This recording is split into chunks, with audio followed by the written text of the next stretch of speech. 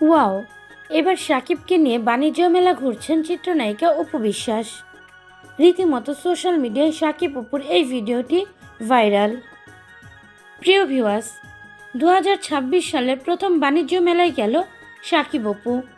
এ নিয়ে বিস্তারিত জানতে ভিডিওটি না টেনে সম্পূর্ণ দেখতে থাকুন। এবার বোরকা পরে বাণিজ্য মেলায় গেল চিত্রনায়িকা অপু বিশ্বাস এবং সঙ্গে ছিল সাকিব খান।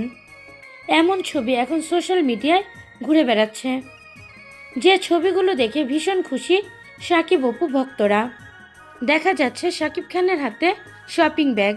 মূলত জয়ের জন্য বাণিজ্য মেলা থেকে বেশ কিছু জিনিস কেনাকাটা করেছে সাকিব খান ও অপু। জয়কে বাণিজ্য মেলায় নিয়ে আসেনি, কারণ জয় অনেক ক্রাউড পছন্দ করে না। জয় নিরিবিলি থাকতে অনেক পছন্দ করে। মূলত এখানে সাকিব অপু দুজনেই এসেছে। সাকিব অপুকে দীর্ঘদিন পর একসাথে দেখে অনেক খুশি হয়েছে সাকিব অপু ভক্তরা। কিন্তু দুঃখের বিষয়, সাকিব খান অপু বিশ্বাসের সাথে বাণিজ্য মেলায় যায়নি। এখানে ছিল অপু বিশ্বাসের সাথে অপু বিশ্বাসের সহকারী। সেই ছেলের পরিবর্তে অপু বিশ্বাসের পাশে এডিট করে সাকিব খানকে বসানো হয়েছে।